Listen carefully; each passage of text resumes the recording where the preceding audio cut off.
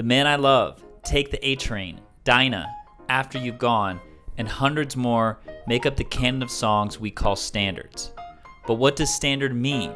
Where do standards come from?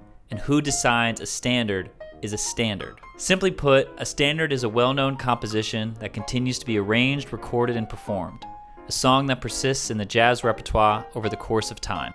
Early jazz bands at the dawn of the 20th century performed at dance halls and clubs, playing popular songs from vaudeville, ragtime, and Tin Pan Alley.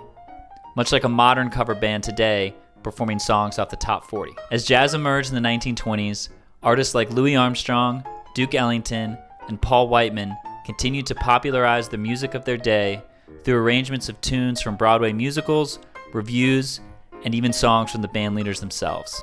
Around this time, you could say, the standard was born.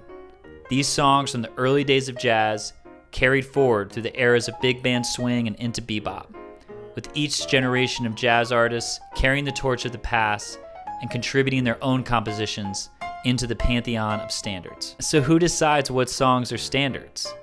For a long time, well into the mid-1970s, these songs were mostly institutional knowledge, songs that jazz musicians were just expected to know, like a cultural story that gets passed down orally from generation to generation. With the publication of the Real Book, a catalog of standards printed as lead sheets, those expectations became more concrete, the story written down. But even then, the canon has remained fluid. Older songs forgotten, and new ones from artists like the Beatles and Radiohead trying to creep in. But the great standards endure, as we listen a century later.